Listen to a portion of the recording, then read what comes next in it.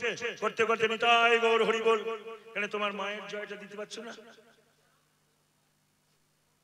তোমার মায়ের কিছু নেই, ভুসি থাকলে হতো। তোমার শাক্ত সাধু মারা যাবে, সেদিন ঢাক বাজিয়ে গঙ্গার ধারে যাবে না? তোমার মায়ের পুজোয় ঢাক বাজবে, আর সেদিন আমার খোল বাজবে, আমার করতাল বাজবে, আমার নামের ধ্বনি বাজবে। তোমার মায়ের কোনো নাম আছে যে নামে যে মুক্তি পাবে? নেই। তাহলে পরের দোকানে ধার করে মাল খাই, আবার অত পকেটের গরম কিসে? চতুর্যুগে আমার প্রভু জীবের চিন্তা করেছে। সত্য যুগে নারায়ণ পরা, বেদ নারায়ণ পরাক্ষরা, নারায়ণ পরা মুক্তি, নারায়ণ পরাগতি। তেতাকালে রাম নারায়ণ মুকুন্দ মধুসূদনম, কৃষ্ণ কেশব কংসারে হরে বৈকুণ্ঠ বামনম, দাপরে হরে মুরারে মধুকৈট ভারে গোপাল গোবিন্দ মুকুন্দ সৌরে, যজ্ঞেশ নারায়ণ কৃষ্ণ বিষ্ণু নিরাশ্রয় মাম জগদীশ রক্ষ। কলিযুগে শ্রীরাম 32 অক্ষর, হরে কৃষ্ণ কৃষ্ণ কৃষ্ণ হরে হরে, হরে রাম রাম রাম হরে হরে। বেদাচারের পঞ্চ সম্প্রদায়, এ নাম ছাড়া কারোর গতি নাই।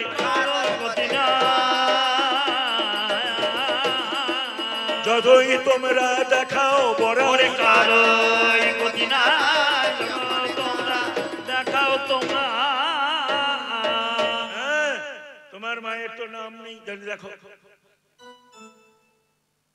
যজ্ঞ করবা, যজ্ঞেশ্বরের নামে আহুতি প্রদান হবে, তোমার মায়ের নামে আহুতি প্রদান হবে না, বেলপাতা দান হবে। তোমার মায়ের নামে পুজো শুরু করা যাবে না, আমার বিষ্ণুর নামে আচমন করতে হবে। বলো, তাহলে সবই যখন আমার ষোড়শ উপচার, প্রত্যেকটা অধিপতি দেবতা আমার মহাবিষ্ণুর নাম উচ্চারণ হবে, তাহলে তোমার মায়ের প্রসাদ কি করে হলো? হলো না। ধরুন কতগুলো ফলমূল কুটে দিয়েছেন, ব্রাহ্মণ পুরোহিত পুজো করছেন, নিবেদন করছেন, কি বলবেন? কি বলবেন? বং এতস বম। বম হচ্ছে বরুণ বীজ, জলের দেবতা। বম এতস্মৈ, সংস্কৃতে অক্ষরের ডাইনে অনুস্বর্গ থাকলে সেটা ম উচ্চারণ হবে, যদি মাঝখানে থাকে শব্দের তাহলে ম উচ্চারণ হবে না, শেষে থাকলে হবে। লেখা আছে বং, উচ্চারণ হবে বম। লেখা আছে ওম, উচ্চারণ হবে ওম, নাহলে ভুল হয়ে যাবে। ভেবে দেখো, বম এতস্মৈ খণ্ড ফলমূলাদি নৈবেদ্যায় নমঃ, মালটার নাম হলো। এইবার অধিপতি দেবতা, এতৎ অধিপতয়ে দেবতায় শ্রী বিষ্ণবে নমঃ। এইবার সম্প্রদান হচ্ছে সেই মালটা, বিষ্ণুর নামে প্রসাদ হওয়ার পর এতৎ সম্প্রদানায় ক্রিং কালিকায় নমঃ। তাহলে প্রসাদটা তো বিষ্ণু, তোমার মায়ের নয়, নেব না।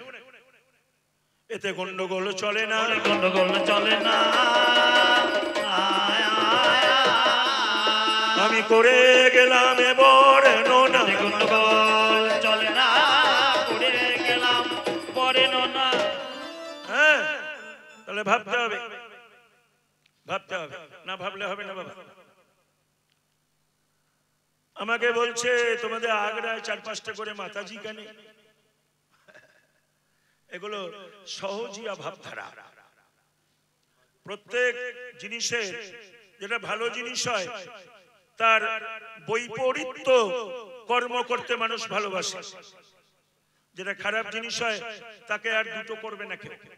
যেটা ভালো জিনিস হবে সেটাকে ভাগ করার চেষ্টা করে, এটাই নিয়ম। এখন বৈষ্ণব ধারাগুলোকে কেউ কেউ ভুল ব্যাখ্যা করে ফেলেছে, দিয়ে একটা ভুল সম্প্রদায়ের সৃষ্টি হয়ে গেছে। এটা ভাবতে হবে, না ভাবলে হবে না। কেউ একটা শিবলিঙ্গ পাথর বটে, তাহলে শিব গানে কেউ পুজো করছে আর কেউ পাথর গানে লাথি মারছে, একই জিনিস। তাহলে ফল কে পাবে? যে লাথি মেরেছে সে কুফল পাবে, আর যে পুজো করেছে সে সুফল পাবে। মাল কিন্তু পাথর, একথা সত্য, কিন্তু তার প্রাণ প্রতিষ্ঠা করা হয়েছে মন্ত্রপুত সহকারী, তার চক্ষু দান করা হয়েছে, এই জন্য সে উজ্জীবিত ভাবধারা, তাকে চিন্তা করা হয়। এই জন্য লাথি মারলে তার কুফল আসবে। আর যখন প্রাণ প্রতিষ্ঠা চক্ষু দান হয়নি, তখন যদি কেউ মারত তার কিছুই কুফল আসতো না। এই মান্যতাগুলো তোমাকে দিতে হবে। অতএব এই বৈষ্ণবীয় ধারাকে কেউ বিভিন্ন ভাবধারায় ভুল বুঝেছে। ভগবান, আমরা কৃষ্ণকে ভগবান বলি, ভগবানে ঐশ্বর্য, আবার ভগবানে জনি। তাহলে কেউ জনিটা নিয়েছে আর কেউ ঐশ্বর্য নিয়েছে। এখন জনিটা যারা নিয়েছে তারা কামের ক্রিয়া করে, তাদের ইন্দ্রিয় তৃপ্তি হয়, তারা একটা কামিনী কাঞ্চন জোগাড় করে নেয়, ওই ভগ যার আছে, এই জন্য এরা নেয়। এরা ভগের ভজন করে, ভগবানের ভজন করে না। ওরা আবার ব্যাখ্যা করে বান মানে লিঙ্গ, ওদের মতো ওরা করে। ও করার মানে অসুবিধা কিছু নেই, তিলক কাটে, ভিক্ষা করে, ডোর কবিন পরে, সাদা বা গেরুয়া পোশাক পরে, সব দিকে ঠিক আছে, কিন্তু কুফলের প্রভাব তার ভোগ হবে। এই রেজাল্টের সময় রেজাল্টটা দেখতে হবে। হ্যাঁ, কেউ 3 পাতা লিখে 60 পেয়েছে, আর কেউ 10 পাতা লিখে 15 পেয়েছে। এই রেজাল্টের দিনে বিচার হবে, তার আগে হবে না। ওগুলো কুফল। আমার চৈতন্য মহাপ্রভু, যিনি বৈষ্ণবের চূড়ামণি, তিনি কি বললেন? বৈষ্ণব হইয়া করে যে প্রকৃতি সম্ভাষণ, কবু নাই হেরিতার ও চাঁদ বদন। যদি বৈষ্ণব সাধু মার্গের বৈষ্ণব হয়ে কামিনী কাঞ্চনে আসক্ত হয় কেউ, সেই বৈষ্ণবের মুখ ভগবান বলেছেন দেখা যাবে না। ভাবুন, তাহলে এটা আমার ধারা। এই ধারার বৈপরীত্য কর্মে যারা ব্রতী আছে তারা সহজিয়া ভাবধারা। ওই সহজিয়া ভাবধারা আছে 13 প্রকার। আউল বাউল সাই দরবেশ নেনারেডি কর্তা ভজা উদাসী মগমরা ধামাধরা এইসব আছে। এই 13টা উপসম্প্রদায়কে ভগবান বাদ দিয়ে দিয়েছে, বাদ দিয়ে দিয়েছে। আমি বলে জানাই সবার কাছে, বাদ দিয়ে দিয়েছে বলে জানাই। ওরে এইবারে আমার কাছে রেখে গেল দাবি, আর এইবারে আমার কাছে রেখে গেল দাবি। ওরে কপিল নব দেবতা শুনিয়াছেন সবই, আর কপিল নব দেবতা শুনিয়াছেন সবই। এত খারাপ জায়গায় রাখলে কেন, খারাপ জায়গায় রাখলে কেন? ওরে বিধি মতে নয় জনি, খারাপ জায়গায় রাখলে কেন? বিধি মতে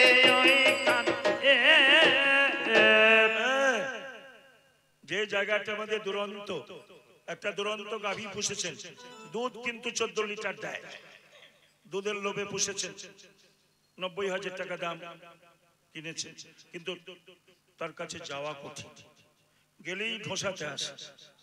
খাবার দাবার তো দিতে হবে, মেয়ে মানুষও তো কোনো সময় খাবার দিতে যাবে, মারবে তো। তাহলে তার উপায় কি করতে হবে? দুধটাও ছাড়া যাবে না, ওর মাথা নাড়াও বন্ধ করে দিতে হবে, নাক দিয়ে শিকলের বহর মেরে দিতে হবে, এদিক দিয়ে ফুটো করে শিকলের বহর, নাহলে নাইলন ডোরের বহর দিতে হবে। বহর যা টান পড়বে মাথা নাড়া বন্ধ হয়ে যাবে, কারণ মাংসর প্যাটটা এখানে নরম লাগবে, এক বহরে কাজ হয়ে যাবে। এই জন্য দুরন্ত গাই মোষকে নাক ফুড়িয়ে বহর দিয়ে দেয় ঘষেরা, আর চটফটানি বন্ধ হয়ে যায়। তেমনি আমাদের একটা দুরন্ত জায়গা আছে মানব দেহে, কোমর থেকে পা পর্যন্ত এটা পশুত্ব, কোমর থেকে কণ্ঠ অবধি এটা হচ্ছে নরত্ব, কণ্ঠ থেকে মস্তক উপরি অবধি এটা হচ্ছে দেবত্ব। এই পশুত্ব, নরত্ব, দেবত্ব তিনের সমাহারে মানবত্ব। ওরে যোগ শাস্ত্র বলেছে, শাস্ত্রে বলেছে, বলে জানাই তোমার কাছে। যোগ শাস্ত্র বলেছে, বলে জানাই তোমার কাছে। এই পশুত্ব জায়গাটাকে একটু বহর দিতে হবে। তা বহরটা কি? একটা ন্যাগরার কপিন 14 মুষ্টি, চতুর্দশ ভুবনের শক্তি তার মধ্যে মন্ত্রপুত করে দেওয়া আছে,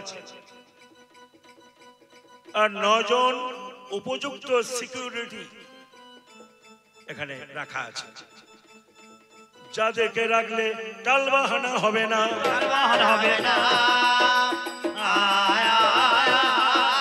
করলাম গানের আলোচনা। জগৎটা নষ্ট হচ্ছে তো এইখানকার টালবাহানা। একটা শিক্ষিত লোক নর্দমায় পড়ে যাচ্ছে এই জায়গাটার টালবাহানা। সত্যি বলছি কি? আর এইটার জন্য কোর্ট কাচারি অর্ধেক চলছে। নারীর শ্লীলতাহানি, নারীদের প্রতি অত্যাচার, কোথায় অপভ্রংশ, ভ্রষ্টাচার ক্রিয়া, এই জায়গাটা বৈষ্ণবরা সময় থাকতে বহর দিয়ে রেখে দেয়। বহরে যে সে মাল নেই, ভালো মাল রাখা আছে। ব্রহ্মা বিষ্ণু রুদ্রশ্চ সোম শুক্র গুরুস্তথা বাসুকি পবন অগ্নিশ্চ কপিনে নব দেবতা। এতগুলো শক্তি। ব্রহ্মা আছে, বিষ্ণু আছে, শিব আছে। শিব রুদ্র মূর্তিতে আছে। রুদ্র শিবের একটা মূর্তি। সোম চন্দ্রদেব আছে, শুক্র শুক্রদেব আছে, শুক্র ঋষি। গুরু গুরু আছে, ভাবুন। বাসুকি দেব আছে, তিনি ভগবানের সংকর্ষণ অবতার। তাহলে সোম শুক্র গুরুস্ততা বাসুকি পবন অগ্নি, বায়ু তত্ত্ব আছে, অগ্নি তত্ত্ব আছে। যেদিকে টালবাহানা করবে বিপদ আছে। এই জন্য এই জায়গাটাকে দমন করার জন্য দেখে রাখতে হয়। আর শাক্ত, তোমরা তো শাক্ত ব্রাহ্মণ, তোমরা কপিন মারো না। কপিন না মারলে তো পুজো হবে না। শক্তি পুজো যদি কোনো ব্রাহ্মণ কপিন না এটে মা কালীর মন্দিরে ওঠে, তার দ্বারা পুজো হবে না। ওরে তার দ্বারা পুজো হবে না। ওরে করব গানের আলোচনা। ওরে তার দ্বারা পুজো হবে না, করব গানের আলোচনা। হবে না, হবে না কেন? ব্রাহ্মণ যদি হয় ব্রহ্মঘাতী, আর ব্রাহ্মণী যদি হয় গর্ভবতী, সেই ব্রাহ্মণ করলে পুজো যজমানের ক্ষতি। এখানে আবার কেউ আছেন না? ও করলে ভালো, ও করলে ক্ষতি হবে না। ওই করলে ক্ষতি হয়ে যাবে। এ ব্রাহ্মণ করলে ক্ষতি হবে না। এর কপিন না তো জানিয়ে আছে, ওর কিচ্ছু নেই। তাহলে এইগুলো একটু তোমাকে জানতে হবে বাবা। ওই মদের বোতল মিলিয়ে বড় বড় কথা বললে হবে না। ওই সোমধারায় খাইতে হবে, তাহলে যেন আবগারিগুলোর মাল বিক্রি না হয়। তোমার ভক্তরাই তো কেনে, একটা বৈষ্ণব গিয়ে তো আর কেনে না। এগুলোর লক্ষ্য করে জগৎটাকে মাতাল করে দিলে। তাহলে উনি এই কথাগুলো আমাকে জিজ্ঞাসা করছিলেন। হ্যাঁ, তাহলে বিষ্ণু, এই বিষ্ণু শক্তিটা হচ্ছে ব্যাপকত্ব। তিনি কখনো নারায়ণ, কখনো রাম, কখনো কৃষ্ণ, কখনো গৌর হরি, সবই তার প্রকাশ। হ্যাঁ, সবই তার প্রকাশ। এদের মাঝখান থেকে প্রেম মাধুর্য, রূপ মাধুর্য, বেণু মাধুর্য, লীলা মাধুর্য কৃষ্ণে বেশি আছে, নারায়ণের থেকে, রামের থেকে, গৌর হরির থেকে। এই জন্য কৃষ্ণ হচ্ছেন সকলের শ্রেষ্ঠ। এই জন্য গৌর হরি ও কৃষ্ণ কৃষ্ণ করছে। রাম অবতারে রামচন্দ্র কৃষ্ণ মূর্তি ধরে গরুর পাখিকে দেখিয়েছেন নাগপাশ মোচন কালে। কৃষ্ণ শক্তিটাই শ্রেষ্ঠ বলে এই জন্য আমরা কৃষ্ণ কৃষ্ণ করি। এটা তোমার এত গায়ে লাগার কি আছে? তোমার তো গায়ে লাগার কিছু নেই। তোমরা তো আজ কালী পুজো করছো, কাল দুর্গা করছো, পশু লক্ষ্মী করছো, তারপর দিন সরস্বতী করছো, তারপর দিন শীতলা করছো, তারপর দিন ষষ্ঠী গোষ্ঠীর পুজো করছো। সব তো তোমার শক্তিবাদ। তো যাই হোক, উনি কয়েকটা কথা আমাকে জিজ্ঞাসা করেছিলেন, আমি আর বেশি বলছি না। ওনাকে দুই একটা কথা আমি জিজ্ঞাসা রাখবো। রাগার ব্যাপারটা কি না, উনি শাক্তের ভূমিকায় আছেন। ওনার মা, ওনার সঙ্গে আমার এমন কিছু ঝগড়া নয়। আমার ঠাকুর কালো, কৃষ্ণ কালো, ওনার মাও কালো। ওনার মা যদি নীল হয়, আমার ঠাকুরও নীল হয়। নীল হচ্ছে অনন্তের প্রকাশ, কালো বর্ণ হচ্ছে সর্ববর্ণকে শোষণকারী শক্তির বিন্যাস যার মধ্যে বিদ্যমান। কালো, আবার কালো তমগুণ, এটাও হতে পারে। তাহলে আমার ঠাকুর পুরুষ বলে কালা, তোমার ঠাকুর নারী বলে দীর্ঘইকারী প্রত্যয় করে কালের সাথে কালী। আমার ঠাকুরের সচ্চিত আনন্দ, তোমার মায়ের শতরজতম। আমার ঠাকুরের শান্তদাস্য সূক্ষ্ম বাৎসল্য মধুর পঞ্চভাব, তোমার মধ্য মাংস মৎস্য মৈথুন মুদ্রা, তোমার পঞ্চমকার। আমার ঠাকুরের মৎস্য আদি 10 অবতার। তোমার মায়ের কালী থেকে কমলা পর্যন্ত 10 মহাবিদ্যা। আমার ঠাকুরের 64 রস, তোমার 64 যোগিনী। ভাবো, এগুলো তোমার সঙ্গে আমার ঠাকুরের মিল আছে। আমার ঠাকুরের হাতে বাঁশি, তোমার ঠাকুরের হাতে অসি। আমার ঠাকুরের বীজমন্ত্র বলতে নেই, তোমার ঠাকুরের বীজমন্ত্র ক্রিং। এখানে র আছে কয়ের সঙ্গে, আর আমাদের এখানে কয়ের সঙ্গে ল আছে। র আর লয়ের পার্থক্য রয়েছে, পার্থক্য রয়েছে। আমি বলে গেলাম সবার মাঝে পার্থক্য রয়েছে, বলে গেলাম সবার মাঝে। হ্যাঁ, খুব ভালো। সুভাষিস আমার ভাই হয়, খুব বলিষ্ঠ গায়ক, উপযুক্ত বাচন ভঙ্গি ওনার মধ্যে আছে, পরিবেশনে খুব সুন্দর কৌশল, খুব আমার ভালো লাগে। উনি ভালো গাইছেন। যাই হোক, ওনাকে দুটো কথা জিজ্ঞাসা করি। তোমার মায়ের 10 মহাবিদ্যায় একটা মূর্তি দেখলাম, নিজের গর্দানটা নিজে কেটে ফেলেছে। কেটে একটা হাতের ওপরে মুন্ডটা আছে, আর ধর দিয়ে 3টে রক্তের ধারা, দুটো বেঁকে একটা সোজা। দুটো ধারা ডাইনে বাঁয়ে পড়ছে, দুই দিকে দুটো মেয়ে দাঁড়িয়ে আছে, তাদের মুখে পড়ছে। আর মাঝখানে ধারাটা তোমার এই কাটা মুন্ডুর মুখে পড়ছে। এই ভাবটা কেন? এই ভাবটা তোমার মা ধারণ করেছে কেন? ডাইনে বাঁয়ে দুটো মেয়ে, কুমারী মেয়ে, এরা কারা? এর প্রতিষ্ঠ তাৎপর্য কি তুমি আমার কাছে বলবে? আমার কাছে বলবে, তাহলেই জানা যাবে। আমার কাছে বলবে, না হলে জানা যাবে। এই একটা কথা। আর একটা কথা, স্বামী বেঁচে থাকতে কোন নারী বিধবার বেশ ধরে? ওনার মা ধরেছে। মূর্তিটা হচ্ছে ধূমাবতী। ধোঁয়ার মধ্যে একটা রথের উপর একটা বুড়ি দাঁড়িয়ে আছে, এক হাতে ঝাঁটা, এক হাতে কুলো, আর 4খানা কাক বসে আছে সেই রথে। বিধবা, থান পড়ে।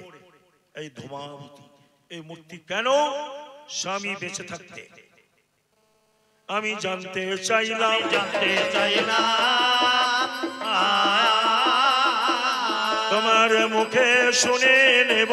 জানতে চাইলাম, তোমার মুখে শুনে নেব। তাহলে আমি বলেছি, আমি তোমার ভাবধারা গুলো অনেক বলেছি। হ্যাঁ, তোমরা বিষ্ণু না বলে কৃষ্ণ বলো কেন? কালীর প্রসাদ নিচ্ছ না কেন? তোমাদের আগ্রায় এত মেয়ে ছেলে কেন? ওগুলো সহজিয়া মতে। সহজিয়া মানে বাউল, আউল, সাই, দরবেশ, এই সম্প্রদায়গুলো সহজিয়া।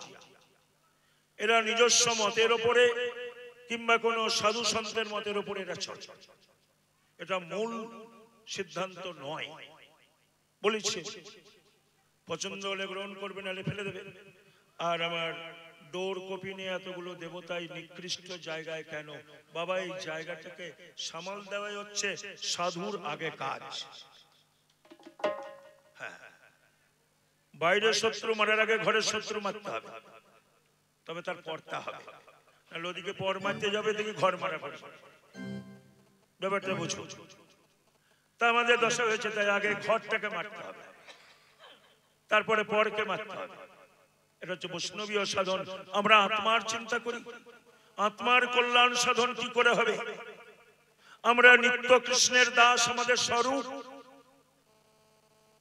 এই পর্যন্ত তোমার কাছে আমার অন্য কিছু দাবি নেই।